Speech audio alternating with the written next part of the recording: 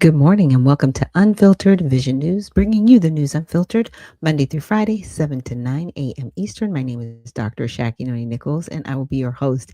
And for this week and next week, it's going to be from 7:30 a.m. till 9:30 a.m. And so toward the end of this month, we'll go back to our 7 to 9, but I'm kind of programmed myself to say 7 to 9. But during the 7:30 a.m. to 9:30 a.m., I've been serving at my church, and we are having what is called the 21 days of prayer. So if any of you want to join us, it's Stockbridge Community Church in Stockbridge, Georgia. We are streaming it online live, and it starts at 6:30 a.m. Eastern. That might be early for some people on the West Coast, but definitely if you're on the East Coast, it's still kind of early, but it's 6:30 a.m. that it starts. And so with that, let's get to our kids corner. Named Marcus. Marcus was smart and quick-witted, but loved taking shortcuts. His motto was, "Why work hard when I can find an easier way?" Mrs. Mira announced a kite-flying competition. She said, "Whoever builds the best kite and flies it the highest will win a big surprise." Marcus was excited. He thought, "Why waste time making a kite when I can just use an old one from my attic?" When the whistle blew, the kites soared into the sky. But Marcus's kite wobbled, and within seconds, the string snapped. His kite crashed to the ground. Feeling defeated, Marcus sat under a tree. Mrs. Mira noticed and walked over. She said gently, "Marcus, sometimes the easiest way isn't the best way. Effort builds strength and teaches us valuable lessons." Marcus entered the kite competition again, this time with a bold and colorful kite he had built himself. His kite soared higher than everyone else's, and he won the grand prize. Smiling brightly, Marcus said, "I learned that effort leads to real success, and shortcuts only hold us back." And so, Marcus learned the true meaning of the law of least effort. While shortcuts may seem tempting, it's our hard work and determination that lead to the most rewarding successes. Yes, and it's always to remember to work smarter, right? Working smarter isn't a bad thing. That's what's gotten us to where we are now. People working smarter, not necessarily not working harder. Working harder means you might put 5 steps in when it only takes 3, becoming more efficient, right? But you shouldn't take shortcuts to get out of doing the actual work. And I think that's more of the premise of the story, making sure that we're actually doing the work. And with that, we're going to get into our prayer of Jabez. God, help us to be more, I'm sorry, God bless us with more than what we need so we can be a blessing to others. God, give us influence so that we can make a difference. God, make us aware of your presence. And God, protect us from every attack of the devil. In First Chronicles 4:10 says, Jabez cried out to the God of Israel, "Oh, that you would bless me and enlarge my territory. Let your hand be with me and keep me from harm so that I will be free from pain." And God granted his request. So God does hear us. He does grant our request. I'm going to be going through a few articles this morning that I've come across. I know that a lot of people have heard about Trump possibly wanting to invoke the Insurrection Act in Minnesota. And it's sad where we are at as a country right now, because there are so many people divided. And the sad part is their hatred of one individual so much, just one individual, and that would be our president, to the point where they would sacrifice the rest of us. Like that's intense to me. That's intense to me. Um, because under the previous administration, we had millions of people brought here illegally. These people were given resources. These people were given aid and comfort. Some of these people were a part of gangs terrorizing other individuals, and those individuals were told, No, they're not terrorizing you. They're not stealing from you. They're not holding you up. They're not abusing you. So President Trump comes in, he's like, okay, we've got to clean up this mess. And there are people literally protesting to protect people that are here illegally. Like, what happened to us? It's that part that I need people to slow down on. Because why are you out in the street protesting? You're calling ICE Gestapo. Who else is going to get these people removed from the soil? Because they're not going to leave. They already have deportation orders to leave. The mayor's not helping. They're not containing these people until ICE gets there to pick them up. The governor's not doing anything. And this is in several states. This is not just in Minnesota. This is a contagion that has taken our country by storm. But what is wrong? I'll tell you what's wrong. There are people that have truly relinquished their souls. This is what depraved minds look like. This is what reprobate looks like. Because a reprobate mind says good is evil and evil is good. That's a reprobate mind. God said he would turn you over. We all have free will. All of us. And we have individuals in this country that have chosen a reprobate mind. So with that, I'm going to get into our first video. And this one is looking at the lawsuit that the Good family is looking to bring forth against the federal government. One here to live now from Fox. I'm your host, Mike Page. Always great to be with you as we continue to roll on, bringing you the top stories, headlines, and of course, live feeds and breaking news as it happens. You are watching live now. All right. Now to our next story that we are following for you. The family of Renee Nicole Good has hired an attorney who represented the family of George Floyd back in 2020.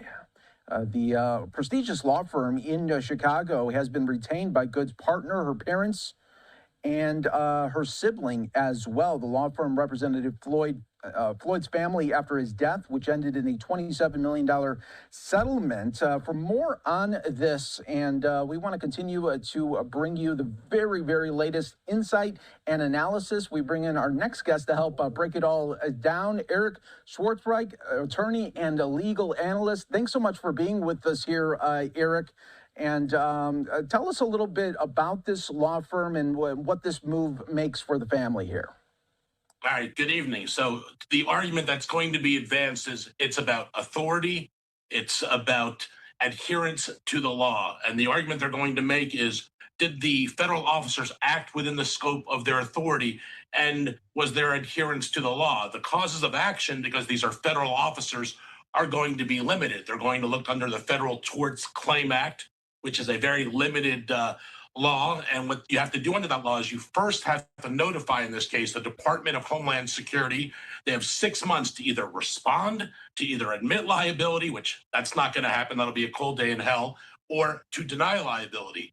If they deny that liability and there is no jury trial right there, there's no discovery, there's no depositions, then you can go into court and it's going to be a bench trial. In other words, in front of a federal judge. And it's different than a civil rights cause of action, which would be a Bivens claim. We hear in state court these 1983 actions. And then under a Bivens action, and they can file both at the same time, the argument can be whether constitutional rights were violated. Fourth Amendment, unlawful search and seizure. The Fifth Amendment, the Eighth Amendment, unusual, cruel punishment. And what this does is send a message. They hope to try and get a fact-gathering process, to do an independent investigation, and to let the federal government know that there's going to be a lawsuit, and that they're looking for accountability. So that's where that comes into play. Eric, tell us just how big of a factor. Last week we saw the video released of the officer's cell phone footage of when the officer was hit and the gunshots rang out. Tell us how that will factor in to this case here. Well, that depends, right? Verdicts or people's decisions, they don't necessarily come from facts. They come from how people view things, the lens in which they view things, how they understand the law. So it's really not clear cut here as to whether or not you want to look at the videos. You have the federal government, saying that this was justified, this was a lawful purpose, they were attacked. That Good tried to run over the officer. The officer, his perception, he's had an experience before where another car tried to run him over. And really, what it comes down to is how do you view this? What side of the fence do you sit on? So we're seeing all these videos, we're seeing protesters, we're seeing the federal government weigh in. And in this case, they weighed in pretty quickly because typically you'll see an investigation. It's not often that there's a statement authored by the Department of Homeland Security or the president saying nothing to see here. So a lot of it really depends upon how the viewers or a federal judge or a jury, because 12 different jurors, I mean, it shouldn't have been the book or the movie 12 Angry Men. It's really 12 biased people or 12 biased life perception people. How do they view it? Because 12 different people in federal civil trials are unanimous, can view something completely different. Was this justified? Was the Constitution violated? If they do a Federal Torts Claim Act, because the federal government is sovereign immunity, but that is a procedure that allows the government to be sued. And in this case, look under Minnesota law to see if there was any tort that was violated, any wrongdoing, negligence, not adhering to training, wrongful hiring. Because when you bring a Federal Torts Claim Act, you're not suing the person, you're suing Uncle Sam. You're suing the federal government. You don't even get federal damages there. Under a Bivens cause of action, then we're looking at these constitutional allegations and these perceived or actual, if they existed, constitutional violations. Was there unlawful search and seizure under the Fourth Amendment? Was there a due process violation? Under the Eighth Amendment, was what happened to Miss Good cruel and unusual punishment? And what timeline do you see all of this taking? Well, it's very difficult under the Federal Torts Claim Act because first you have to put on notice the federal agency here, Department of Homeland Security. There's a 2-year statute of limitations.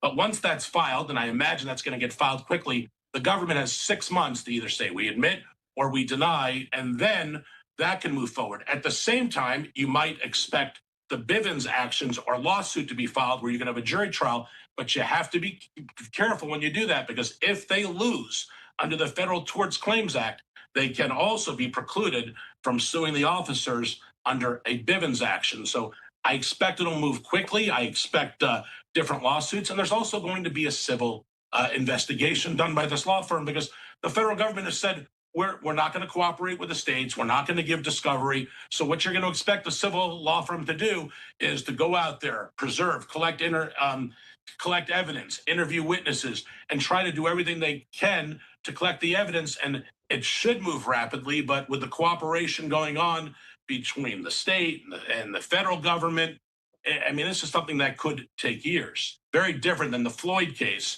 which Romanucci, who's the attorney that was hired, was involved in getting that verdict, a negotiated settlement in that case. Could the officer sue the estate of Renee Good?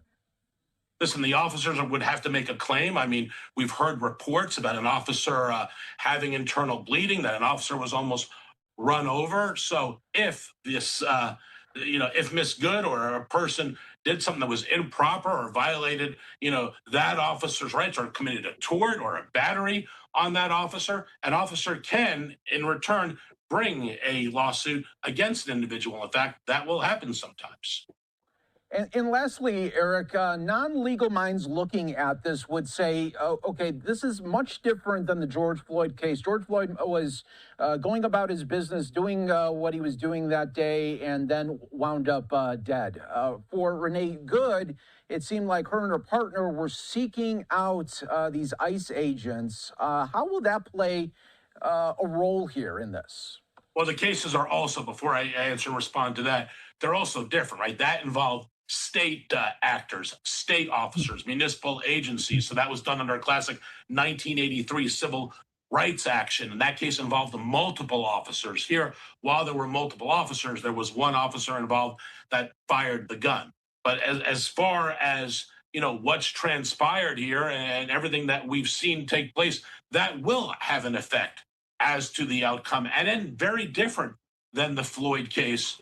And what also can be involved here is comparative negligence. So, the argument that they were agitators, the argument can be advanced that government was involved in a discretionary function, if you will, exercising the discretion, and that the allegation can be made, or the argument that Good and her family were following these officers, not following protocol, tried to run the officer over, tried to kill the officer. So that is going to have a play, and comparative negligence can come into play. And what we have here is there doesn't seem to be a federal investigation going on in reference to, well, at least criminal culpability of the officers. Completely different, but also we saw in the Floyd case. So many different moving parts. That's why we're so glad to have you on, Eric. We appreciate all of the updates and analysis. We know this will not be wrapping up soon, so we appreciate it.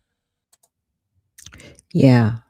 So it is going to be interesting to see, because as the attorney was stating, this is under federal, because this involved federal agents. It does not involve state agents or state officers, as in the Floyd case. So I'm like, okay, it's going to be interesting to see, because again, with George Floyd, as he stated, he was just kind of going about his regular day and his regular business, right?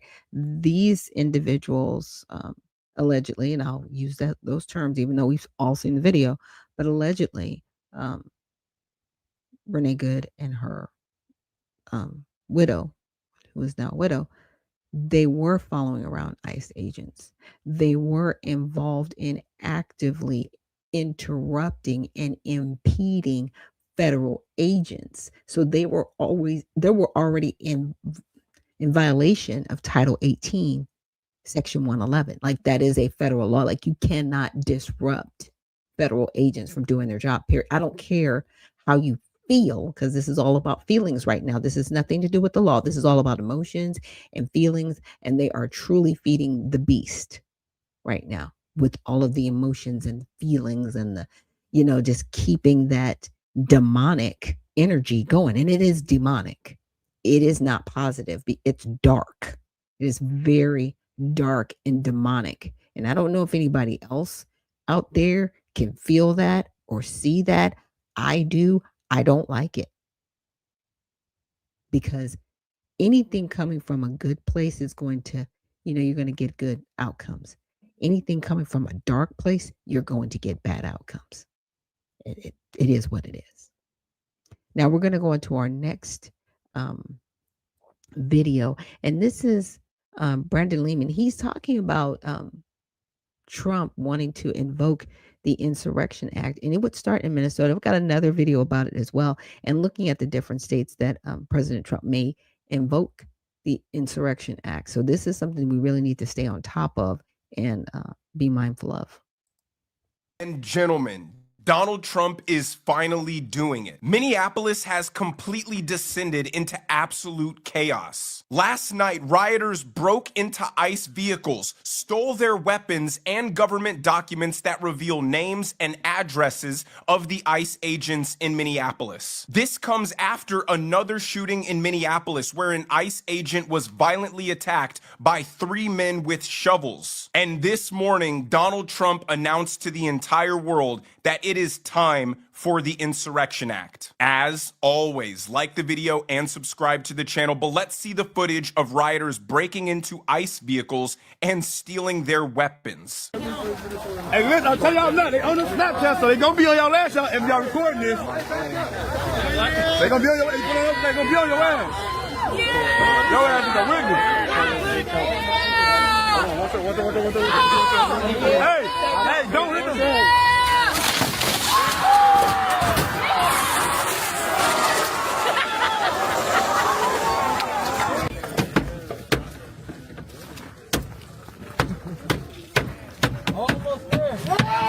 Oh, wow.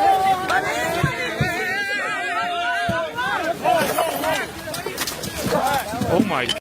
And I just wanted to say, for all of these individuals that are there, that are caught on camera, just know that our government has geofencing and technology to ping each and every cell phone there.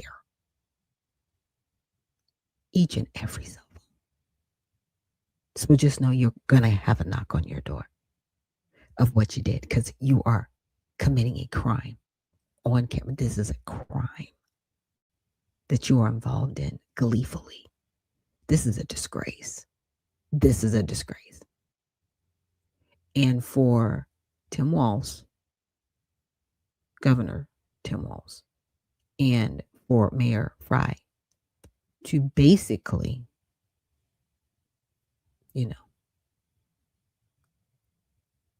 they continue to fuel the flame to this. They continue to incite this type of behavior in their state and in the city. This is not going to go well. God. Oh my God.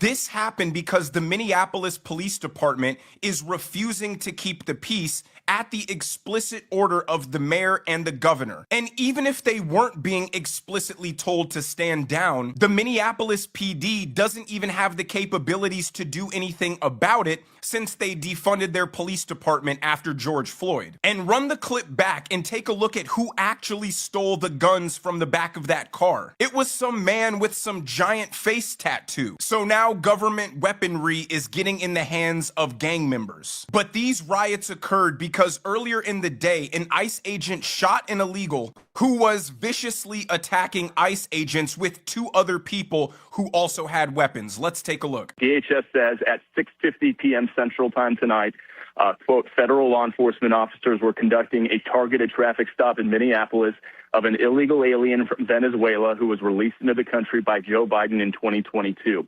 In an attempt to evade arrest, the subject fled the scene in his vehicle and crashed into a parked car. The subject then fled on foot. The law enforcement officer caught up to the subject on foot and attempted to apprehend him when the subject began to resist and violently assault the officer. While the subject and law enforcement were in a struggle on the ground, two subjects came out of a nearby apartment and also attacked the law enforcement officer with a snow shovel and broom handle. As the officer was being ambushed and attacked by the two individuals, the original subject got loose and began striking the officer with a shovel or broomstick. Fearing for his life and safety as he was being ambushed by three individuals, the officer fired defensive shots to defend his life. The initial subject was hit in the leg. All three subjects ran back into the apartment and barricaded themselves inside. The attacked officer and subject are both in the hospital. Both attackers are in custody. This is another attack. This attack on another brave member of law enforcement took place while Minnesota's top leaders, Governor Walz and Mayor Fry, are actively encouraging an organized resistance to ICE and federal law enforcement officers. Their hateful rhetoric and resistance against men and women who are simply trying to do their jobs must end. The mayor of Minneapolis and the governor Tim Walz are actively encouraging protesters to use violence to prevent the federal government from enforcing immigration law. It is a textbook dictionary definition of insurrection. These psychotic, brainwashed liberals believe they are engaging in noble righteousness by attacking ICE agents with shovels to defend and protect criminal illegal aliens. The difference between what the left and the right stands for has never been more glaringly obvious. Using violence to dissuade the government from enforcing the laws is some third world banana republic political terrorism. So I guess the mayor of Minneapolis wasn't lying when he said Somalis are enriching their community, because now liberals are adopting the same violent cultural values of Somalis that led to the destabilization of their country. But let's hear from the mayor of Minneapolis throwing more fuel on the fire after the second ICE shooting in his city, and then we'll get to Trump dropping the hammer on the state of Minnesota. There's still a lot that we don't know at this time, but what I can tell you for certain is that this is not sustainable. This is an impossible situation that our city is presently being put in. And at the same time, we are trying to find a way forward to keep people safe, to protect our neighbors, to maintain order. And we're in a position right now where we have residents that are asking the very limited number of police officers that we have to fight ICE agents on the street, to stand by their neighbors. We cannot be at a place right now in America where we have two governmental entities that are literally fighting one another. Why are we put in this position? We're put in this position because we have approximately 600 police officers in Minneapolis, far fewer that are able to work at any given time. And there are approximately 3,000 ICE agents in the area. 3,000. I love how liberals blame Donald Trump for the chaos and say it could be prevented if the federal government just stopped enforcing the law. The mayor says the city is being put in an impossible position. Actually, you're not. All you have to do is stop engaging in political terrorism. All you have to do is stop rebelling against the federal government because you're completely controlled by Somali pirates. Just because Joe Biden decided that immigration law doesn't exist doesn't mean that that's the status quo. Just because the babysitter lets you stay up past your bedtime doesn't mean your parents now can't enforce the rules, and they're fascists for doing so. And that's why this morning Donald Trump put out a bombshell announcement to let the politicians of Minnesota know this is no longer a game. He said, if the corrupt politicians of Minnesota don't obey the law and stop the professional agitators and insurrectionists from attacking the patriots of ICE, who are only trying to do their job, I will institute the Insurrection Act, which many presidents have done before me, and quickly put an end to the travesty that is taking place in that once great state. Thank you for your attention to this matter. And I'm sure the Democrats will try and call Trump an authoritarian, but I bet morally they had no problem with the Insurrection Act being invoked to stop protesters from blocking black students from integrating into white schools, because everything they believe in is righteous and just and good. So using the military to enforce their ideology is morally justified. But Tim Walz made his own post to reiterate and clarify that the state of Minnesota is in fact in open rebellion against the federal government. He said, state investigators have been on the scene in North Minneapolis. I know you're angry. I'm angry. What Donald Trump wants is violence in the street. But Minnesota will remain an island of decency, of justice, of community, and of peace. Don't give him what he wants. When he refers to Minnesota as an island, he's implying that the rest of the country has been infected by this plague of fascism. But Minnesota stands as this isolated beacon of hope, disconnected from the tyranny and authoritarianism of the rest of the country. The rules and laws of the illegitimate Nazi government don't apply in Minnesota. They stand for decency and community, righteous euphemisms that motivate delusional, self-hating white liberals to go give their lives for Somali fraudsters. But Tim Walz, keen on inciting more violence, held a press conference where he said ICE is now going door to door, dragging brown people from their homes. The federal government is raining down upon our communities. 2,000 to 3,000 armed agents of the federal government have been deployed to Minnesota. Armed, masked, undertrained ICE agents are going door to door, ordering people to point out where. And I want to say it's a little disingenuous for him to say untrained, because there are ICE agents that have been there for over a decade.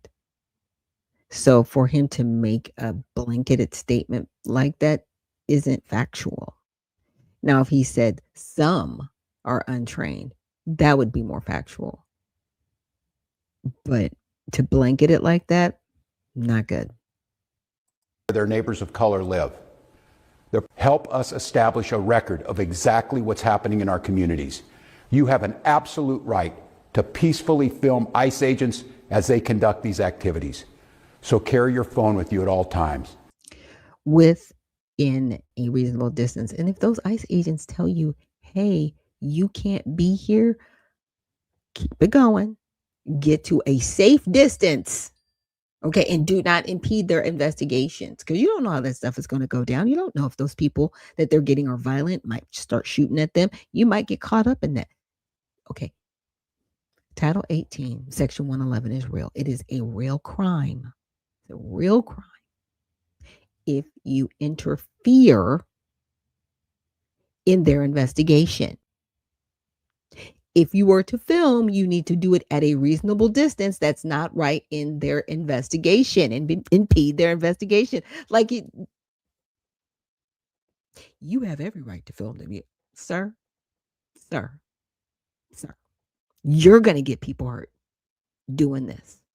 I'm just saying, Governor Tim Walz, get it together. And if you see these ICE agents in your neighborhood, take out that phone and hit record. Help us create a database of the atrocities against Minnesotans, not just to establish a record for posterity, but to bank evidence for future prosecution. So Tim Walz is threatening ICE agents not to enforce the law because Democrats will once again weaponize the justice system and prosecute them in these deep blue kangaroo courts just like they did Donald Trump whenever they take back power. And then he's spreading the cheap, blatant lie that ICE is just going door to door, rounding up all the brown people they can because he wants black Americans to head to the front line, to put their body on the line to die by ICE. Because that will give the propaganda machine their sympathetic black victim. I'm gonna keep saying it. Black people, stay at home. This is not your fight. The Democrats love illegal Somali fraudsters way more than they love you. They want you to think that the Somali struggle is your struggle because they're a bunch of racists who think that you're the same because you're both black people. But let's be clear, the Somalis don't see us that way. They see themselves as a completely different people with a completely different culture, a completely different set of values. That's why they sent all the stolen fraud money back to Somalia. I didn't see them using any of that money to invest in underserved black neighborhoods. They didn't open up any daycares to actually benefit the black residents of Minneapolis. No, they stole tax dollars that were meant to help your children and funneled it all back to their home country for their personal gain. But this last clip I'm gonna show you really hammers in the absolute lawlessness that is occurring in Minneapolis. Rioters are now harassing and detaining regular old people who they suspect might be ICE agents. Watch this. Here you go. There, like I said, I don't have to do this. I'm happy to do this. That's all. We just got to stop this. So he's got a lot of camera equipment. I think we can say this isn't ICE. Yeah, I'm not. I tried to tell the First Lady, nobody's listening. That's all I can do is tell you. I already shot. Listen, first of all, I don't have to do any of that, but I'm kind. I respect what you are doing. Yeah, no. I really appreciate what you guys are doing. I just don't understand the job and I don't know how to do it. Were you here yesterday? Yeah. Yes, he was here yesterday. I can testify that. I didn't recognize him. No, I appreciate your help. Thank you. I'm not here to help you. No, I think the fact that you're in a vehicle like this at this I time get it. But with all due respect to everybody, I can't help but let it drive. Well, you can. You go rent something else. I mean, if you're part of the media. That's not how it works. This is my business. I know. This is not how it works. So anyhow, I hope you guys understand. Not here to He was here with a video camera yesterday. Okay, I'm sorry. That's just a little too far. First of all, that's called kidnapping. By the way, when you illegally detain someone against their will and they detain this person against their will, that's called kidnapping. Period. If I was this man, I would press charges against any of those individuals there because they were all complicit in the kidnapping. Just so you know, people cannot detain you for any reason. And if you are in fear of your safety while in their presence and they're saying that you cannot leave their presence, it's called kidnapping. It's happened to me. That's why I know that law real well. And for them to say, well, you just need to get another vehicle. What is wrong with people? That's demonic. That is completely demonic. It's gone too far. That's all I can say. It's gone too far. Because this man drove a Chevy Suburban, rioters assumed he was driving an ICE vehicle and forced him to pop his trunk and reveal the contents within his car to prove that he actually wasn't an ICE agent. Because the police are doing nothing to stop these people, and now they think they're the law. That's why you heard the sanctimonious liberal woman at the end say, well, you need to go get a new car. Your car looks too similar to what ICE agents are driving, so you're obligated to spend money you don't have to make us feel more comfortable. This is a wild time, and this chaos cannot be allowed to fester. Entitled liberals cannot be allowed to hold our country hostage and violently obstruct federal agents from doing their jobs. That's why I am personally in favor of Trump invoking the Insurrection Act. In fact, I think it's long overdue. He's been extremely gracious. But let me know what you guys think down in the comment section below. If you What do you guys think? I truthfully, I do not want the Insurrection Act invoked, and saying it sounds like, oh yeah, this sounds really hopeful. Well, let's just take a look at the Insurrection Act, shall we? So the Insurrection Act of 1807 allows the U.S. president to deploy federal military forces domestically to enforce federal laws, suppress insurrection, or quell domestic violence when requested by a state. That's the part. The state has to request it, or when the president deems it necessary. Okay, so we've got two views, right? So right now, Minnesota, they don't want ICE there. That's why we have this rebellion in essence. So if President Trump deems it necessary, this is where we can go. So invocation isn't common. It's been used sparingly in history. So during 1992, during the Los Angeles riots, or post Hurricane Katrina in 2005, and the process can unfold rapidly, often within hours to days, depending on the crisis urgency and logistics. Below is a hypothetical timeline for invocation today, January 16, 2026, based on statutory requirements, historical precedents, and current legal frameworks. Note that this assumes a scenario like widespread unrest where federal intervention is justified. Actual events could vary based on political, legal, or operational factors. So let's just say Donald Trump says, we're invoking this. This is how it would hypothetically play out. I just wanted to let you guys know that this is something that could happen in our country. And I feel so bad. My husband, he's a retired veteran, as I shared with you guys, and it's just breaking his heart to see what's happening on our soil. He did 2 tours in Iraq, 2 tours in Afghanistan, and it is just like he can't believe what's happening right now. He goes, "This is what I fought for," and it's horrible what is happening. And I did definitely hold both parties responsible, but this progressive mindset that has really infiltrated our country to the point where lawlessness is happening. I wasn't living in California in 1992, but I had grown up in California during like 91, 92. I was staying in Indiana.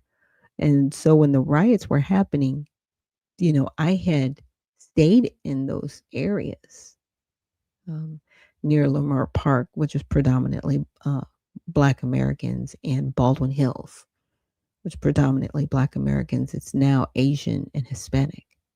But I remember it being burned down. I remember the riots and how they happened, and they had to invoke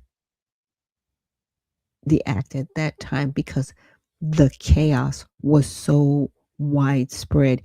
We look at the George Floyd riots. They had nothing on California during 1992. You guys remember that gentleman that got pulled from his truck and was, nearly beaten to death? That was happening all over the city. It was complete chaos. And even at that time, they had bussed in rioters. And we didn't know it at the time, but they were still paying people to be to cause havoc and to actually cause the riot that happened. They were paid agitators even then in 1992. And we didn't know about things like that. You know, the advent of the internet wasn't what it is now.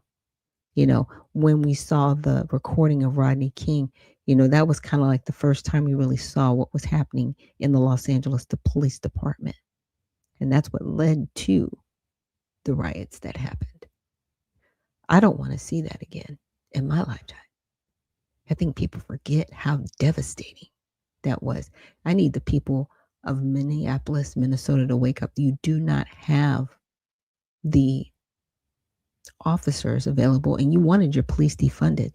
And this is why your state has devolved into the chaos that it is in now.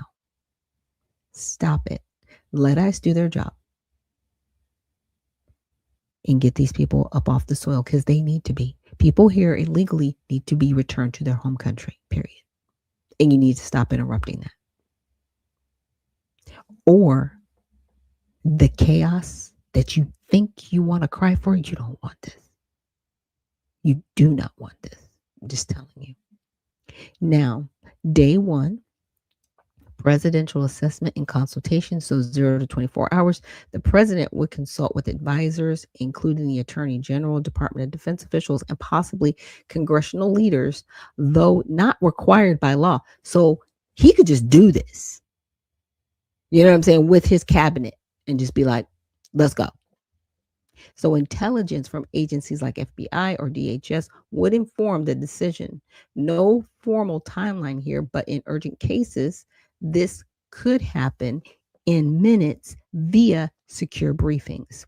Now, state request or unilateral decision, right? If they were in agreement to do this, if a state governor requests federal assistance, common trigger, the process accelerates. Otherwise, the president can act unilaterally if they determine that insurrection or rebellion prevents law enforcement. In 2026, the potential for real-time monitoring via social media and surveillance, this assessment could be near instant. Now, invocation and proclamation, issuance of proclamation. So per Title 10, Section 2052 and 2054, the president must first issue a public proclamation ordering insurgents or obstructors to disperse and return home peacefully. So he's got to give them the opportunity to stop. Okay. This is typically broadcast via White House statements, social media, and emergency alerts. Historical examples show this can occur the same day as the crisis escalates. President Bush in 1992 issued one within hours of riots starting. So the grace period, the proclamation usually includes a short window for compliance. If ignored, deployment follows. Deployment phase, days 1 through 3, mobilization. Active duty troops from the Army or National Guard, federalized under Title 10, could be deployed. Logistics involve alerting units, transporting them, right, and coordinating with local law enforcement. Now, we've already heard that in Minneapolis, they only have 600 officers. So right now, the ICE officers have them at 5 to 1. Okay.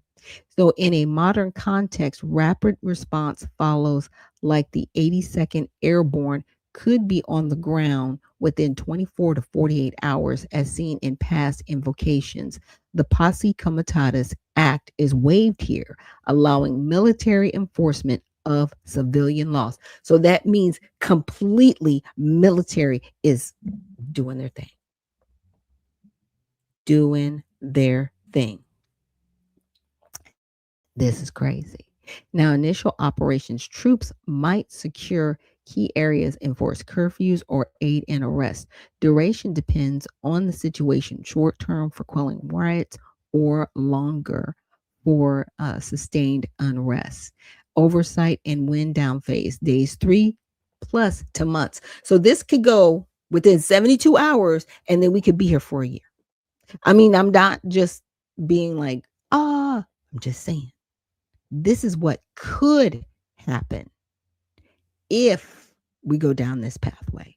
I don't think President Trump wants to go down this way. I don't think anyone in our military,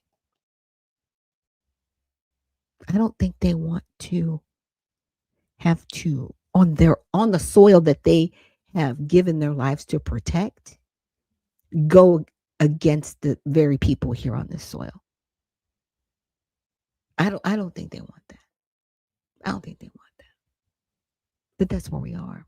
And that's so crazy. So I'll just read the headers. So congressional notification and potential oversight.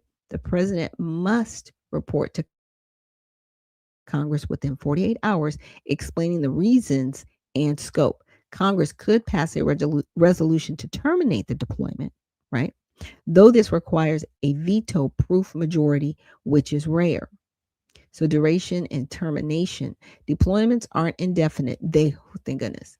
They end when the president declares the threat is over. And this is in 30 to 60 days. But it doesn't have, could say months. Like I said, I'm like, ugh. So in 2026, with advanced tech like drones and AI monitoring, resolution could be faster, but legal challenges might extend it. Post-deployment review investigations by Congress, DOJ, or independent commissions often follow, as after the 2020 protests, where invocation was considered but not used. So they got close to it, but they didn't use it. Okay. So the political climate and legal precedents from recent years, if invoked properly, it could face immediate court injunctions from federal judges. This is a high-level overview. And I'm like, okay, and I respect that. Now, again, there's another article here on all sides where he was threatening to invoke the Insurrection Act. So on Truth Social, Trump wrote, if the corrupt politicians in Minnesota don't obey the law and stop the professional agitators and insurrectionists from attacking the patriots of ICE who are only trying to do their job, I will institute the Insurrection Act. It follows a night of protest and vandalism in Minneapolis after a second ICE-involved shooting where agents shot an unauthorized immigrant from Venezuela in the leg during the incident. An ICE agent was attacked by two individuals and in a nearby apartment building. Minnesota Governor Tim Walz responding, telling Trump, stop this campaign of retribution, while also telling Minnesotans to end the violence. Now, for context, and we just went over this, how the Insurrection Act was invoked, and I'll just go down. Let's say it has been used 30 times. The last time being in 1992 under President H.W. Bush during protests over Rodney King. The act is an exception to the Posse Comitatus Act of 1878, which limits the federal government's interference in state law enforcement. Trump has previously said he invoked the act, including during Black Lives Matter protests in 2020. Okay, so both Fox on the right and the Washington Post on the left characterized the threat as a response to ongoing violence and emphasized the Trump administration's accusations of Democrats stoking violence. Fox News quoted White House Press Secretary Caroline Leavitt saying Democrats have demeaned ICE agents and that protesters don't do this without encouragement from people in power. Washington Times noted calls from the Minnesota leaders to track and record ICE officers, autocracies, and share stories of business closures and rights violations by ICE agents. Outlets on the left and center detailed times when the Insurrection Act previously invoked, noting it is an exception to Posse Comitatus Act, right? NPR and Washington Post, which both lean left, emphasized the protest as a response to ICE-related violence, with the Post heavily detailing Wednesday night's shooting and the death of Renee Good. NPR quoted lawmakers who said they would take legal action if the act was invoked.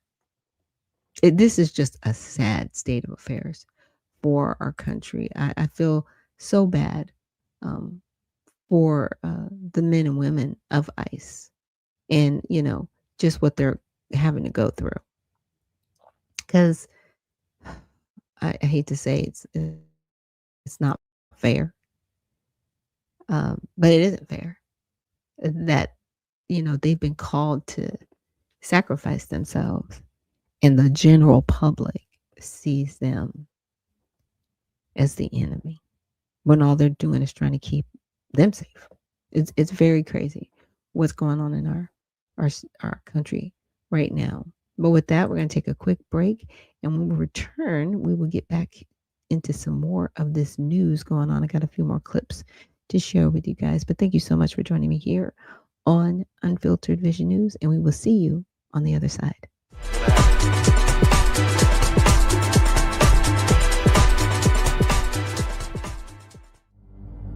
A life empowered is closer than you think. We're all looking for a better way. Reimagine what's next with a new sense of exuberance. Why not power on like you mean it? Or power off blissfully? A better sleep is a better awake. You've never moved like this before.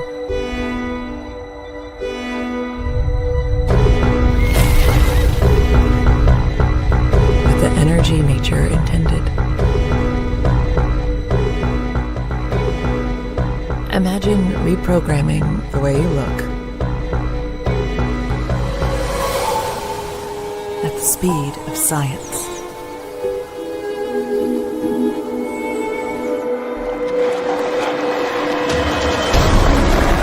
At longevity. At exhilaration. It's next level rejuvenation. Taking your well-being from the inside out and outside in. The light within is ready to ignite. Be the light. LifeWave.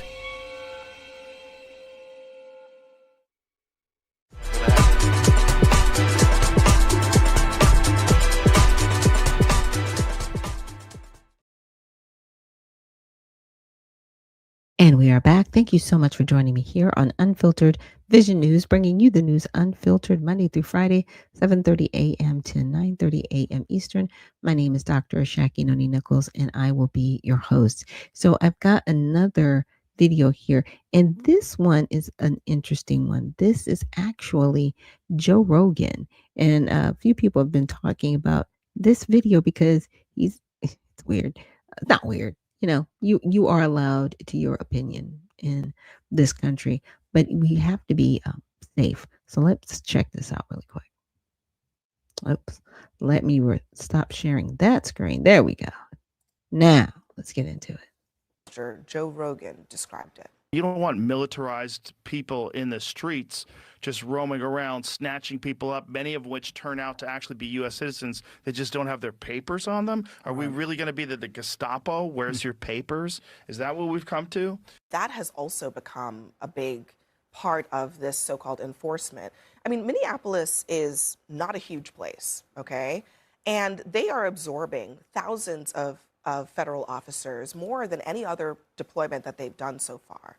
And we are seeing these encounters where you're seeing federal officers, maybe ICE agents, maybe Border Patrol, walking down the street, stopping people, sometimes because they look Somali or they look brown or whatever it is. This is according to those people who were stopped, and asking them, where are your papers? Show me your papers. Where were you born? That's the stuff that we're seeing. And Americans like Joe Rogan are concerned about it. And I think part of it is, look, Joe Rogan's identity does not depend on defending Donald Trump and his administration doing things that are indefensible. And I see people all the time bending themselves on TV, bending themselves into all sorts of pretzel shape because they subsist from being a Trump supporter, and that's all they've got. Joe Rogan, I think, is speaking out of conviction, is speaking out of what he is seeing. And I think it's reflective of what a lot of Americans feel right now. People are showing up at the streets because they are pissed off at what is happening in our country. It is. Okay, I'm going to stop right there. And I will let you guys continue because I got some guests that I want to bring on to get their feedback on this. So, oops, I had a guest. I guess they'll be back. But let's continue with the video. Let's see. Nope, she's here. I want to get her take on what's going on. So you guys know she's a friend of the show. Yes. Good morning. Grand Rising. Grand Rising. Oh my goodness. Okay, so Joe Rogan has now, he's on the let's call ICE names and make them straw men. And, kind of, I hate to say it. Why do people continue to insinuate this violence? I'll let you share. To me, there's some people that really they're not really Americans. Let's put it that way. They are not really Americans, and they are going against the American government. And I do believe that they think this is their opportunity to go against the American government, right? And to facilitate some things that they have harbored themselves. And now it's coming to fruition and manifesting that these beings have always wanted this to happen. So now when others are doing it, they are now playing into it and supporting it. There's no way ICE can be the Gestapo. ICE is law enforcement.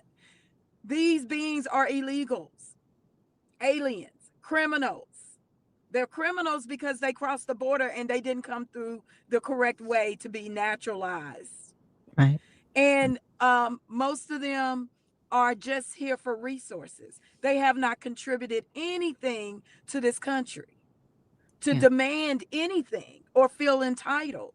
So for Joe Rogan to go out there, we already know he's kind of what should I say? I can't say he's a radical for the people. He's been out here saying certain things before and I think he's lost followers and Americans before with some of his rhetoric, correct? Mm-hmm. Mm-hmm. Oh yeah. When he did the whole ivermectin thing and everybody was like, oh, you're taking horse paste and all these other things. And he lost a lot of followers then, right? But other people were like, okay, at least you're saying truthful. You took the horse paste and it healed you, right? So you're not completely crazy, but it's inciting violence. In my opinion, against our federal government. What are we doing? So I tend to not listen to those beings, right? I have to listen to rational, logical beings. I mean, what are you going to do? Really? Truthfully, what are you going to do? It's really sad that we've come to this space in our country where, we've got the president, I don't want to say toying around, but we've got our president actually thinking about invoking the Insurrection Act. We've got him thinking about this.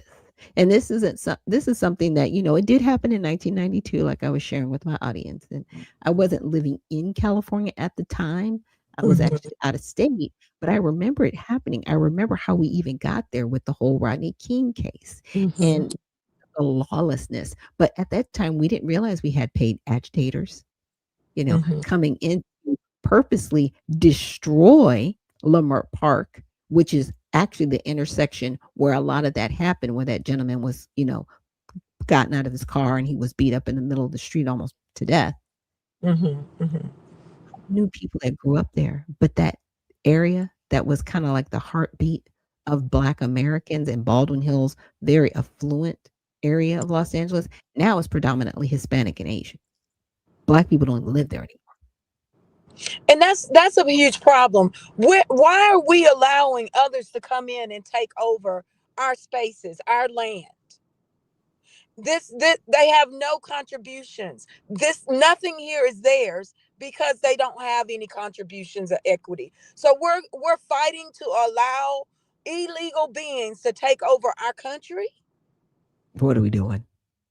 What is happening? Because at the end of the day, let's just pause. Why are you protesting ICE? That's the question. That's the bigger question. Why are you out here trying to stop them from doing their job? Because if their job is to get people that have violated deportation orders that they've already been given to say they need to be removed from here, and they're just refusing to leave, ICE's job is to remove them. Why are you protecting this? And you bring up a great point, because in my mind, I'm looking at immigration, illegal especially, and now we see legal also being an issue, right? But immigration now across the board is a major issue for Americans. And many Americans voted for this present administration to handle this issue. So why in the world at this point in time would we now say what this president or this administration is doing is wrong when we voted for this? Right. Right. That I think that's the $1,000,000 question. How did we devolve into this? Right here, it's like you've already Minnesota defunded your police. You got 600 police officers. Really? I mean, I'm sorry, but the town of Roseland, yes, is small and it sits next door to South Bend. They have more than 600 officers in the city of South Bend, and it's smaller than Minneapolis. I'm just saying, numbers matter. And the thing about it is, you have past presidents that are doing or did exactly what this present administration and president is doing. Yeah.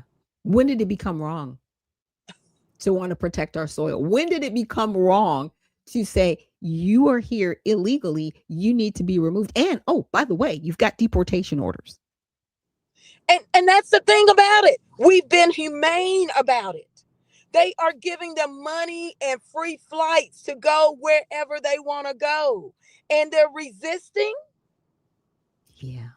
And we're still removing people that are rapists, that are murderers, that are pedophiles. They're still being removed. And you're mad? It's weird. Well, you know, my theory is this is the coup d'etat. It is happening. They want to overthrow our federal government. They want people to align with their illogical views and beliefs. Every time you give them an inch, they want to go a whole mile, cross boundaries. Yeah. Yeah. It's sad. Yes. Truly, truly sad. So I'll let you have the last word because I got another guest coming on for our Prayer with Friday. I'm so excited. I got both of y'all got a twofer. Well, the whole Supreme Court on the transgender, right? Okay, yes. With that, I am in agreement. It's biological sex. If you are taking puberty blockers to now change your sexual orientation, that's not biological sex.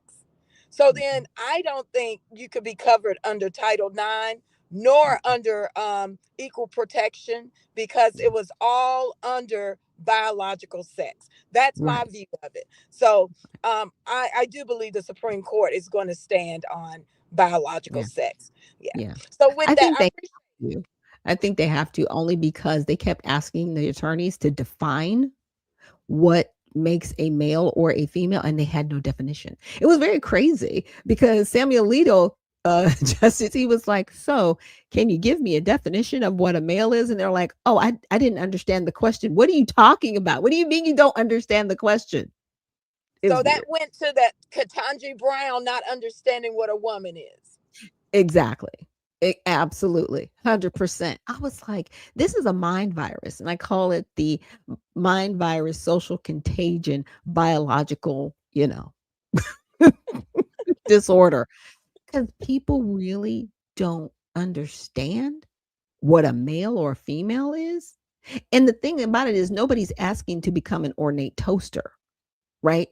If they're a female wanting to be a male, or they're a male wanting to be a female, you're trying to switch out parts. You can't do that, because a female will never produce sperm. A male will never have an ovum. We are uniquely and beautifully made the way we are. And we cannot not swap out external parts or wear different types of clothing or be more masculine or more feminine and say, I'm the other. No, you're not. And you Yeah. never will be. And it's a hard reality for some people, but you have to have the hard conversation and say no. But is it really a hard conversation when we already understand this, most of us, right? And are that are sane and logical. Let me just put it that way. There's a Yeah. small percentage out there that for some reason they can't define what a male Right. is, what a Mhm. female is. But the majority of the American population, we Right. can't define the sexes. And we have, and it's they almost try to make the smaller majority the small minority the super majority. And it's like, no, less than 1% of our population is in this bubble, and we need to help them because we don't want generations of people being eunuchs because they're not going to be able to create any more people. They're not. Right. They're Right. not. We cannot sign over to this. It's a test, in my opinion. I think it is truly a test of humanity to shut this down in Yes. that respect. In that Mm. respect. Okay. Well, thank you so much for joining me, and Thank you, hopefully you'll lady. be able to join me again. I did your video on the show earlier this week. Thank you about Oh, President Trump when he was in South Carolina.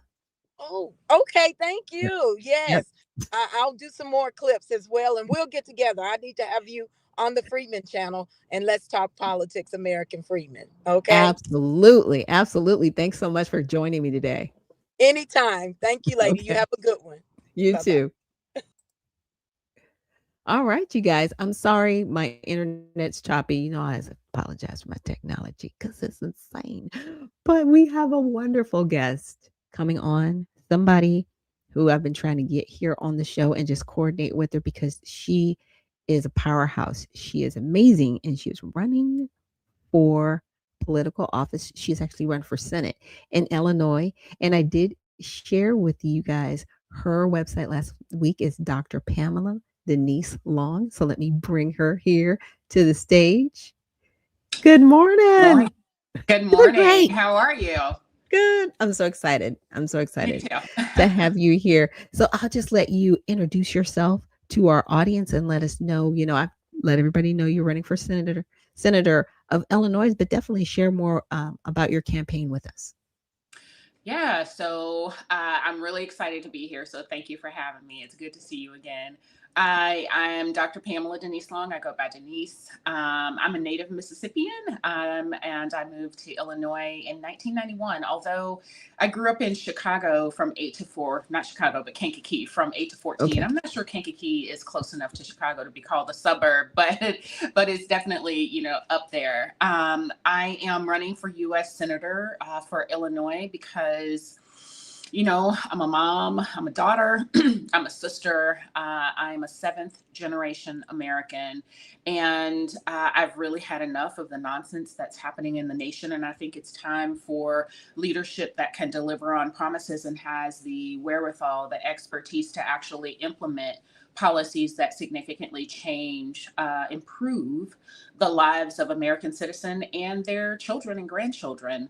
I've been a Newsweek contributor, Fox News, Epoch TV, Black News Channel, all over the place, talking about the impacts of mass immigration on Americans overall, but particularly highlighting its impacts on Black Americans. One of the articles that I wrote for Newsweek a while ago, before I even really launched off into this real deep, was should Black Americans champion immigration? And I talked about the ways that we've been replaced in careers. Industries that used to be dominated by us have been turned over to other people. Talking about lineage-based investments, talking about what Americans First policy looks like for real. It's a beautiful slogan, but what does it look like in practice? And just in these streets, if you will, politically, advocating for the American people and making sure our financial, economic, social, and political equity is delivered in the nation that we've built. Yeah, yeah. Thank you for that because I've really seen, and I was playing a video from Brandon Lehman, and he was saying how, with the Somalis, and we'll just take them for example, they've stole all this money, they did all these things. They didn't try to enrich the Black community. I'm just saying. I mean, I'm not saying there's, honor amongst thieves, but at the same time, it's like you took money and people had mercy on you. And instead of repaying the American country, the United States with you guys being more educated. Let's just say starting more businesses, right? To contribute to, proper capitalism and, bringing up your people, right? You decided to stay on welfare and not only stay on welfare, but take advantage of those programs to the point and tune of billions of dollars. And then look at us like, how dare you tell us that we're, mistreating you? And it's like, whoa. It's just this mindset and this entitlement for some that are not Americans, they're naturalized citizens, right? Or refugees that have come here. And I've told people, refugees are not necessarily vetted, right? We have mercy and then we bring them here. But people who come through the proper ports of entry, they actually want to be American citizens. And I didn't know, as a senator, as a candidate for senator, could you speak to that in wanting to make sure that people are properly vetted, even if they come over as a refugee?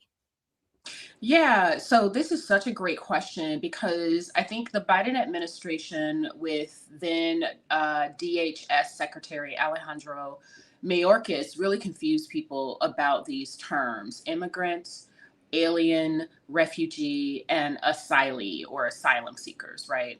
A refugee, according to immigration law, is vetted when they are outside the country. Their situation is vetted, and we invite them into the country in a vetted status. An asylum seeker makes it to a port of entry, or they are inside the United States, say they came over here for a vacation or for family and something happened, and they are vetted, or they request asylum because of fear of substantiated and grounded fear of persecution based on 5 protected characteristics, like, race, I believe sex, political opinion, and some other protected groups. But it's a grounded fear of persecution. So it's not just, I don't want to go home, or I want a better job, or your country is more developed than my country. It is under specific grounds that you can prove that if you were to go back to your homeland, you would be injured because of those one or more of those 5 grounds. And so, to the point about people coming over here, that we provide a safe haven for various reasons. They came over because of family members here, and we let them do the chain migration, which we really need to revisit. Or they came over on a visa and they didn't leave, so they violated. Yeah, that happens too. Right. But for whatever reason, for whatever reason they stay, we're finding that people have come over here and they've taken advantage of our generosity, and they've lined their pockets in ways that were wasteful, fraudulent, and really abusive of the privilege that we granted them to be here. We know that those folks who do that. So let's say this. A lot of people do not like the United States, and a lot of people blame the United States for every ill that their country has experienced. Those folks are here to take, and they make it very, very clear. You've probably seen the videos where immigrants are saying, don't expect us to come over here to help you. We're here to get what we came to get. If I can come up at your expense, then I don't really care, because we're here to take back, as they would say, some things. Now, mind you, many of these people don't go back to their countries and build up the nation, right? I believe there are children still swimming in poop water in parts of Nigeria, but there are Nigerian doctors, engineers, and nurses all over the Western world, right? So people are here to help themselves. Wow. It's truly sad that is occurring. So, like, my mind was racing. I was like, okay, what question am I going to ask you next? Oh, the Pause Act. Now, this was introduced by Chip Roy, I want to say in late last year, between November and December. And part of his act, right, he wants to make sure that birthright citizenship is clarified. We've got SCOTUS that's going to be hearing that hopefully in April of this year to determine that. But he also was talking about putting a pause, right, on immigration as we had done in the early 1900s in this country. Now, if you were elected, and I'm going to say when you are elected, we're going to just speak that into existence. When you are elected into the Senate, if it has not yet passed, would that be a bill that you would be in favor of? You know, I've been talking about immigration. The short answer is yes. I like Chip Roy. I had the opportunity to actually meet him on the steps of the Capitol after he just left the floor, talking about child trafficking and whatnot of women and girls. A couple summers ago, it was really awesome. I absolutely would. I think I've been talking about this since 2000, and whenever the Haitian migrant crisis happened, I wrote an article about it. That it doesn't matter the skin color of the people who are flooding the nation. We're full. We can't take in all the people who want to be here. I was also one of the first people, I'm pretty sure, to consistently publicly champion a moratorium on immigration, both legal and illegal. I also woke up this idea about mass immigration, both legal and illegal, is wrong. It's still mass immigration, to break this thinking amongst American people that, oh, if you make them legal, it's okay. No, it's still mass immigration. There are only so many jobs, so many homes, so much stress on our infrastructure that starts to negatively affect us. We need a moratorium. And look, here's the other thing, Dr. Nichols, not just on H-1Bs, but all the visas. There are different types of visas that people can move and work between. We need to look at who is here. We need to make sure that we have zero tolerance. I'm Barbara Jordan on this one. Zero tolerance for illegal immigration. And the employers who hire illegals need to be penalized severely. And the elected officials who harbor illegal aliens need to have accountability as well. And I'm not seeing enough of that. So yes, I will sign the law. And I will also advance legislation that talks about applying existing immigration law and existing criminal and civil law against those folks who are harboring illegal aliens, because federal jurisdiction says that immigration policy is a job of the federal government. We do not have a secure nation if we can't control our own borders, and those who would seek to undermine our security need to be held accountable. Right, right. And you're referring to in the Constitution where it talks about the Naturalization Act, and where it specifically states, okay, let's have our ears open. States cannot dictate immigration law. They have to follow law that already has been legislated by our Congress, and Congress only has the ability to alter immigration law. That's it.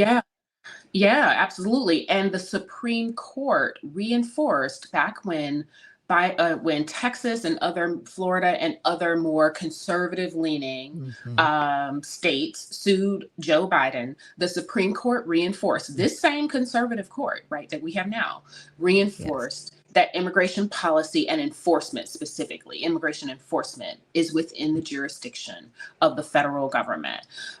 So here we are in a situation where we have the laws on the books to both secure the borders and also hold people accountable, private businesses and NGOs, as well as elected officials, and it's not being used.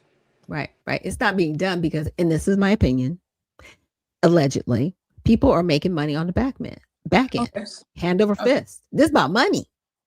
Yeah, and you're right. We did a Twitter space about NGOs and how there was, potentially money laundering, where the government, our own government, was giving money to these non-governmental organizations, and those non-governmental organizations were helping illegals traverse the Darien Gap, right, in Central America in order get here, giving them money, so aiding and abetting basically their illegal entry, which is a crime. Being present in the country in and of itself is a civil offense, but entering the country illegally is indeed a crime. Right, it is. And it's very interesting how Representative Crockett, tries to say it's not a crime. I'm like, it is a crime, ma'am. It's a civil infraction. It's still a crime. Yeah, it's a civil infraction to be in the country illegally. It Right. is a crime to be to enter the country illegally. Right. And Exactly. the difference might be you overstayed your visa, Mhm. right? And you cross the border versus you cross the border illegally. Right, right. Okay, so now we got to get into some more of this wonderful news. As you know, President Trump, he's been like living in dog years this time. He was Hmm. living in dog years the first time, but now he's really, really full steam ahead with just a lot of the different policies and measures he's putting forth. I know some of them, he's going to be visiting Davos, coming up here with the World Economic Forum. And some of the things that he's also trying to put in place are stopping companies like Vanguard and BlackRock from purchasing single family homes and artificially inflating Yeah.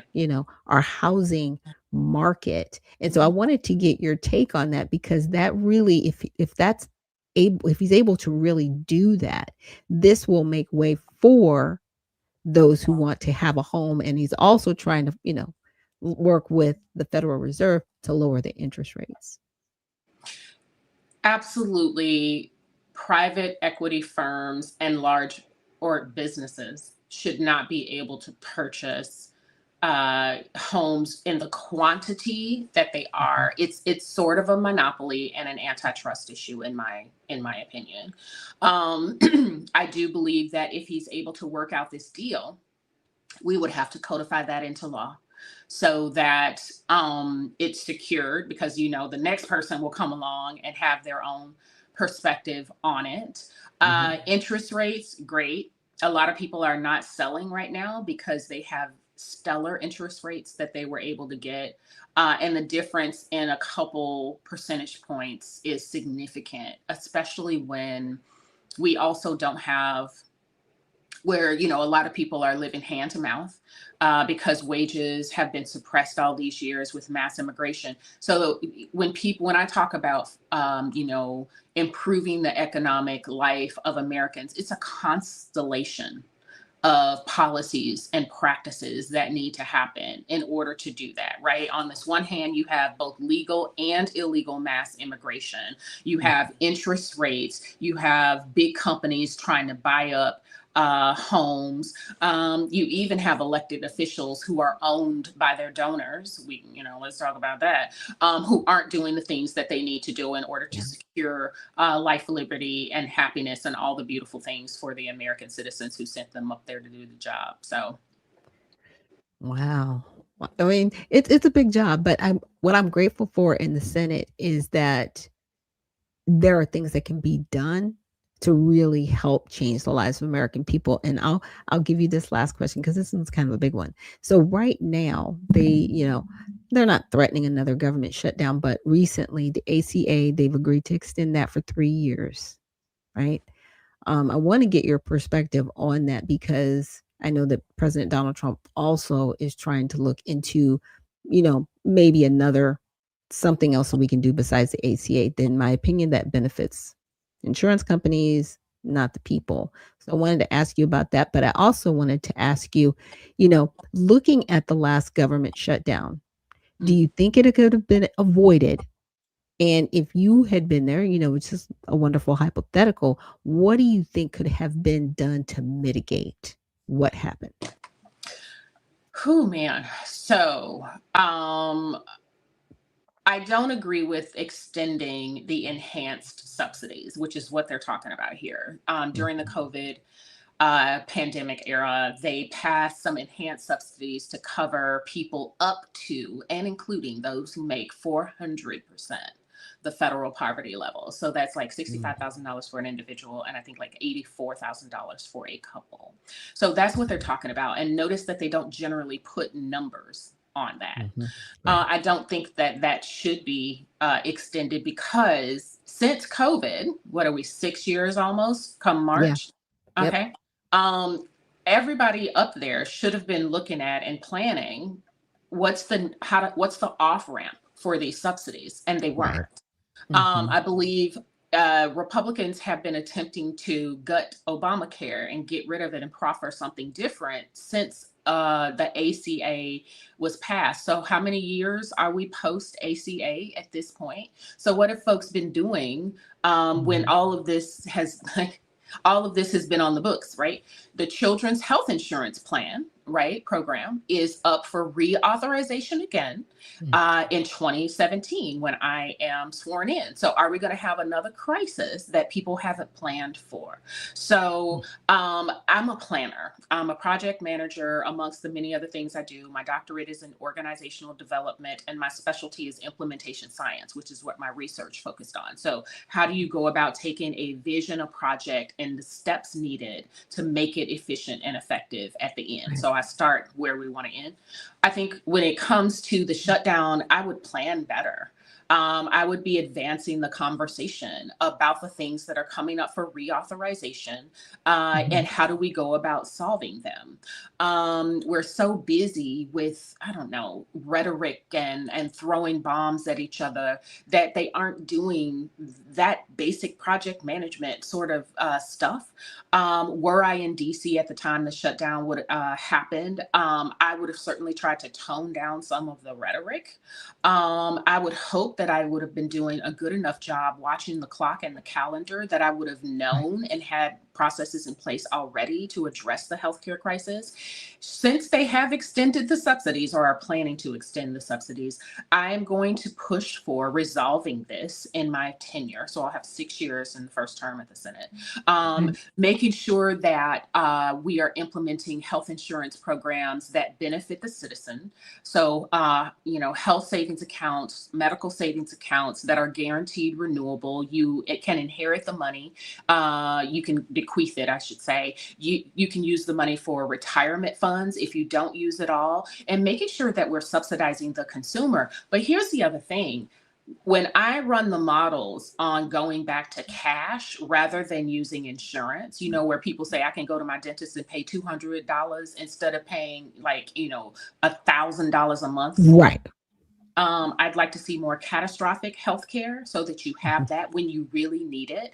And otherwise, people using cash and health and medical savings accounts instead of spending all this money on insurance that most of us don't actually get the value out of in the first place. And contrary to the president's perspective, I don't think that your medical bills that you're delinquent on should be on your credit. I think Biden was right on that. One of the few times I've agreed with him, but when it's right, it's right.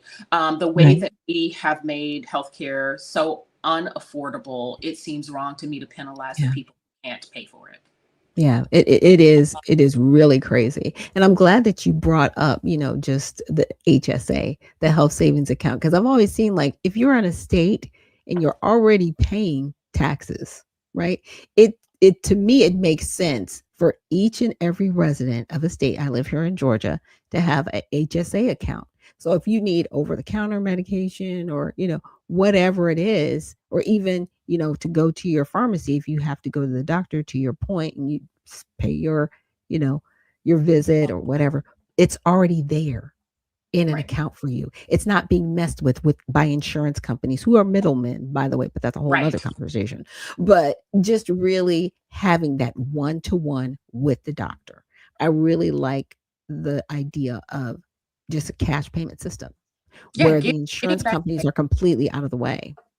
Yeah, and the models that I've run show that the first year or two would be like an economic shock where everybody's trying to figure out how the systems work, but we can also design things, right, and off-ramp things rather than just having this cliff to make that transition work better. And then within 5 years, we're back to a system where if you pay by the method that you have. In addition to that, think about this, Dr. Nichols, when we don't have all these other people here using our system, right, and our infrastructure raising the prices because they're using the ER as their primary care physician, right? Right. Bringing all of these, foreign pathogens. Let's just be real. The Yeah. vaccination system as well as health is different from country to Yeah. country. Then we also Yeah. see a decrease in the overhead for hospitals and the like. So once again, it's a constellation effect, and that I think our Congress needs to do a better job of thinking about when we are writing laws. And that's another thing, a strength that I bring, besides me being a healthcare practitioner, occupational therapist for 30 years. I'm keen on designing systems that are efficient, effective, and prevent waste, fraud, and abuse. So there's a manageable complexity that my expertise can bring to this. And I'm looking forward to how I can serve the people. Yeah, because I think a lot of the fraud that has been found, it's always been there. And I kept telling my audience this. I was like, it's somebody on the inside. This is an inside job. Okay. It's not an outside job. It Well, is somebody nobody's on the inside that knows what's going on. Well, and nobody's watching the books. We write these Mhm. checks and Yeah. aren't feeling any sense of responsibility. As a healthcare practitioner, I've seen, before we changed how we do elder care, Mhm. I saw that where we were billing Medicare like $800 per patient who had a stroke and was getting physical occupational therapy and speech therapy, and that didn't even include the residential element and the nursing Right. element. That's just a And rebilling. transportation. Oh my gosh. And it's wild. No one's really watching the money. There's a money Mhm. tree that's shaking in Mhm. Washington, D.C., and it's not shaking upon the people, it's shaking upon businesses and foreign entities as well. Yeah, yeah, and the NGOs, right? For And so sure. I'm kinda glad that they are, kind of, turning off the faucet, so to speak, in Mhm. Washington in a lot of these areas, and hit dogs are hollering because 'cause they're mad because their Mm. money's stopping, but Right. it's a good thing, Yes. because we really need to see, to your point, where the money's going, who it's going to, and why it's going there, because we found out in Minneapolis, unfortunately, that some of this money is going towards terrorist organizations. They're literally taking millions of dollars through the airport and taking it to Somalia. It's like they're a war torn country. Why are you taking millions of dollars to a war torn country? Somebody else is benefiting from that money. That's Oh there. yeah. Absolutely. And Minneapolis is just one place. And even if it's Right. like we think about the feed the children or whatever that Feeding program, our future. feeding our future, right? Whatever Yes. that program and the many people who Mhm. were involved with that. It's not even the tip of the iceberg. It is a snowflake, Yeah. okay, Yeah.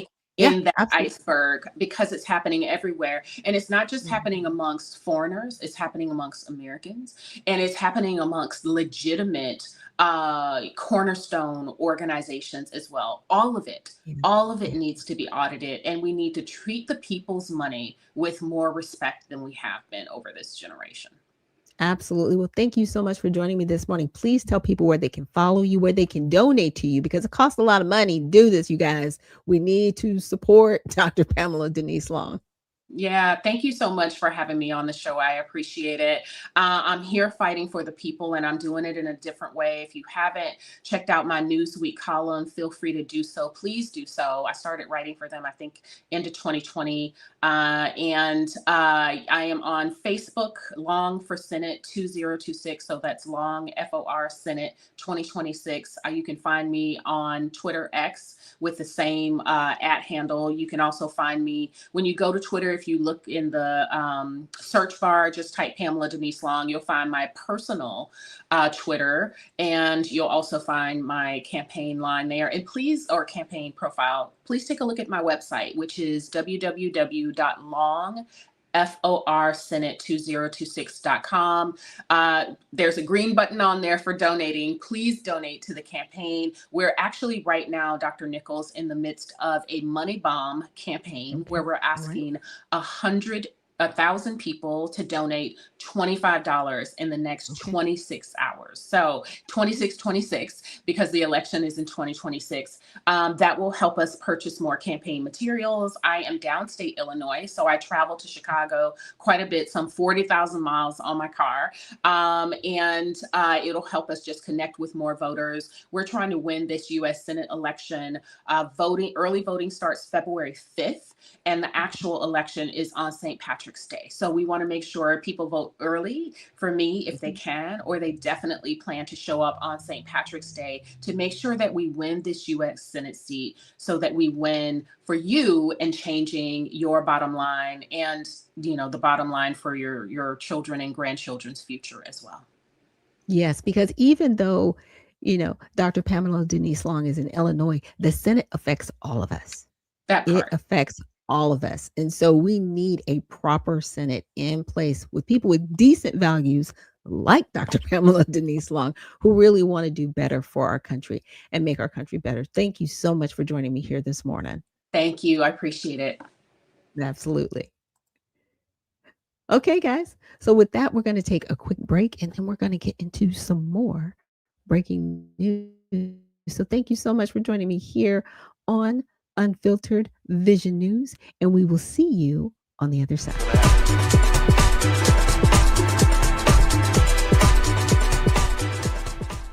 At All Sides, we believe at All Sides, we give bias ratings for hundreds of media outlets. By freeing people from filter bubbles and providing different perspectives, we can all be better equipped to understand the world and each other. So how do we do it?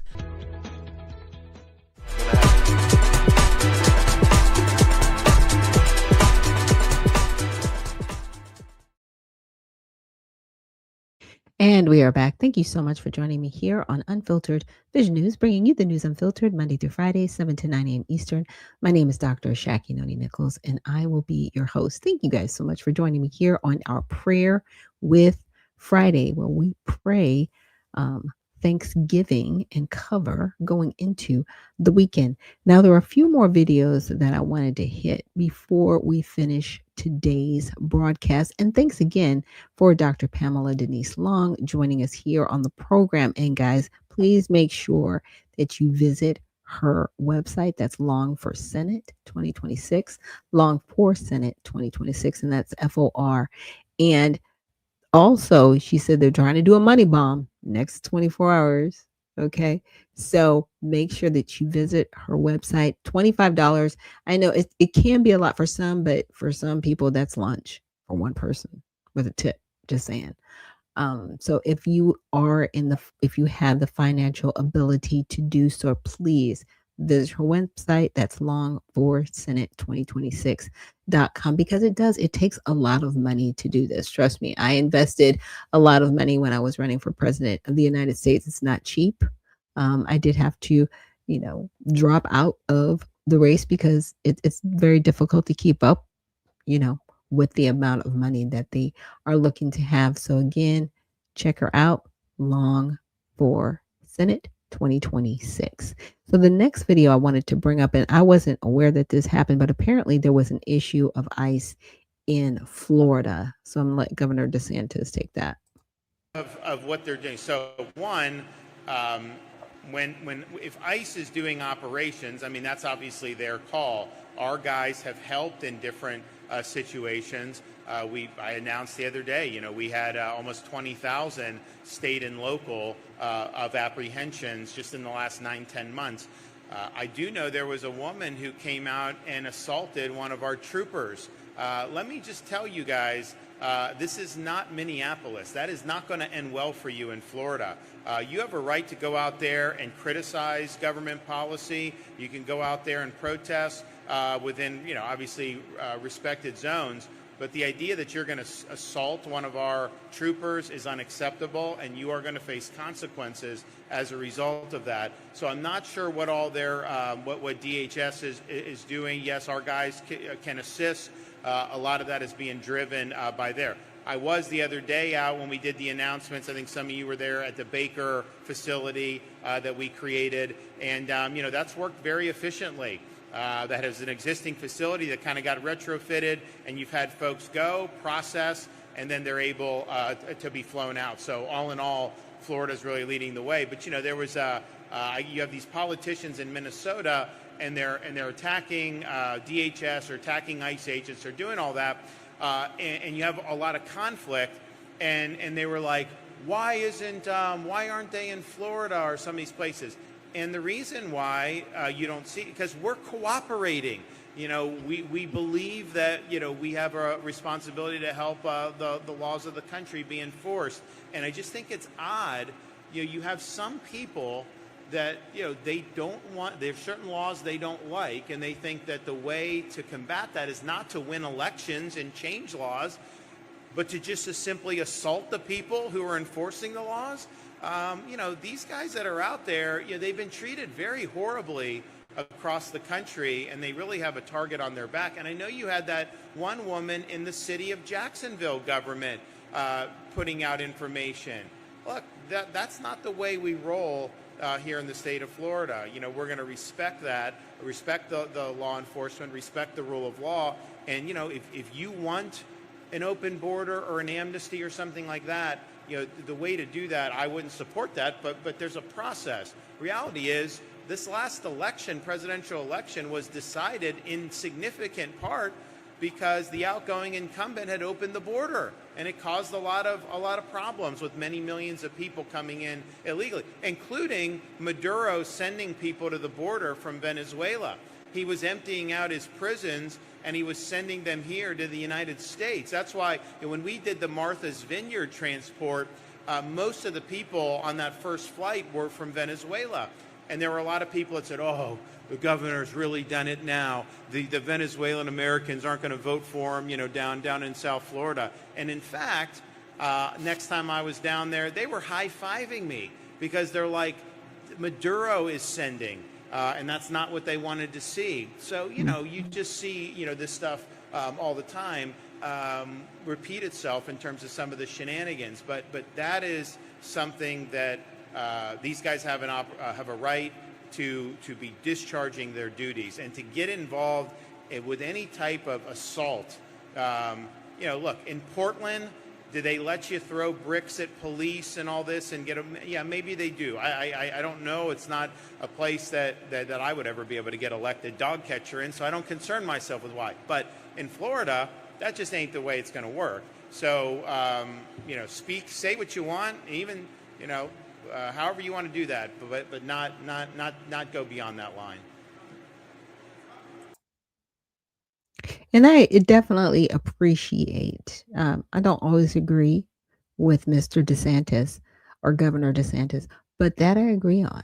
You know, he made a great point. If you do not like the laws the way they stand, there is a process. There is a civil governmental process. Run for office and change the laws. Again, he said, I might not agree with you on how you're doing this, but you cannot just say, I don't like it. I'm going to go kicking and screaming like a toddler. You better fix this. It's like, no. Overwhelmingly, the country voted. Overwhelmingly, the country voted to close the border. The border is now closed. People feel safer in certain states. But it is this attitude and an incitement of violence by our political officials. By the way, I wanted to get into another short video because I know we need to go into prayer. So I wanted to play this one briefly. I'd like to now introduce to you my colleague here to the right of me, the Honorable Congressman Tim Kennedy.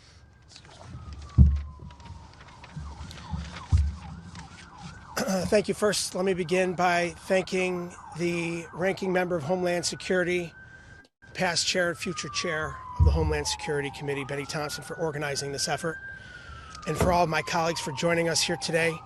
For far too long, we've seen a Department of Homeland Security under this administration that is unchecked, unrestrained, unhinged, and at this juncture, unconstitutional. Secretary Nome began her tenure by unleashing ICE into our cities, ignoring due process, and detaining U.S. citizens, lawful residents, and children with cancer. On top of that, she's defied federal court orders, withheld FEMA dollars intended for disaster survivors, blocked meaningful oversight of DHS, and obstructed the United States Congress time and time again. And in recent months, she's only doubled down on her mission to terrorize our communities and militarize our streets, which has brought violence to our neighborhoods. Tragically, these reckless decisions culminated in the death of Renee Nicole Good, a mother of 3, a devout Christian, a partner, a poet, and a beloved community member of Minneapolis who had the courage to stand up for what is right.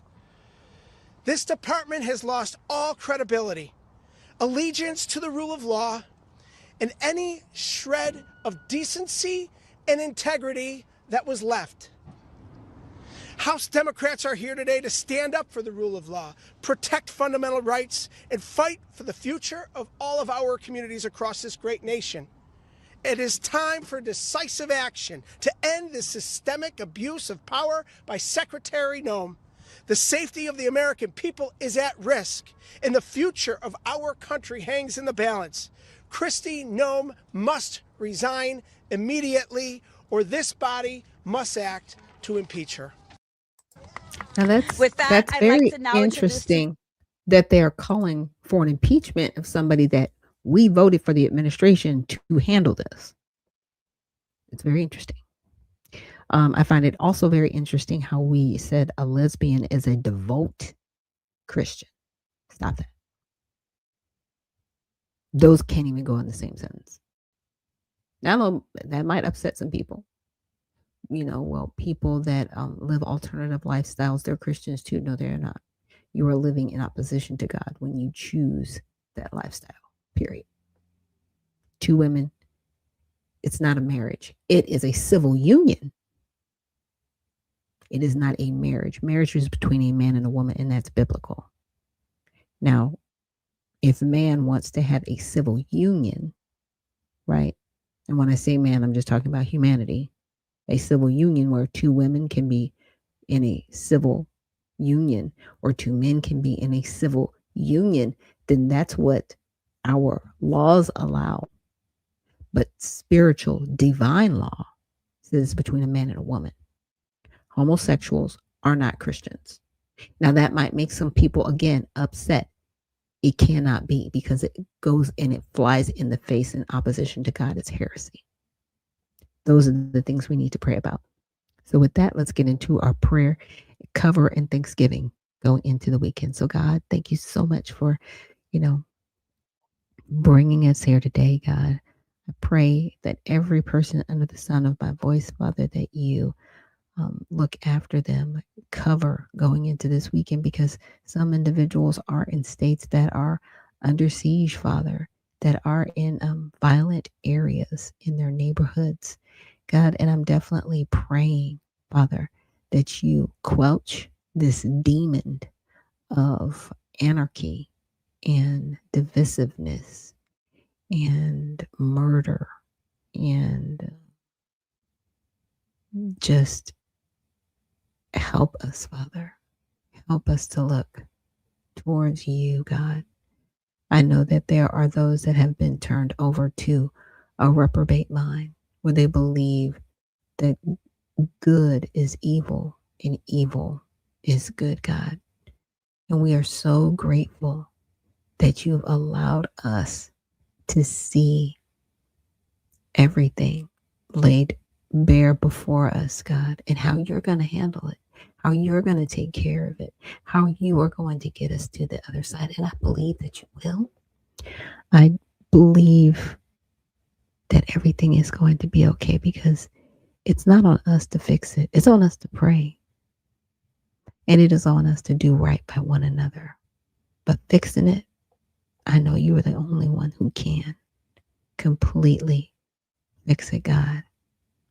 So I'm definitely, again, just thanking you for everything that you're going to do and everything that you've already done. And protect us as we go to and fro going into this weekend, Father. We love you, and it's in Jesus' name we pray and give thanks. Amen. So with that, thank you guys for joining me here for another broadcast of Unfiltered Vision News. Last week, this coming up week, will be our last week of airing 7:30 to 9:30. And then after that, we'll go back to our regular 7 to 9 programming. So again, thank you so much for being here with us. And we're over 200 subscribers. I'm so excited. I know that might not seem like a big number for a lot of people, but it's pretty big when you started from zero. So I thank every one of the subscribers and listeners. Thank you for taking the time out to join us here on Unfiltered Vision News. And remember, stay well, stay focused, and stay unfiltered. We'll see you in the next one.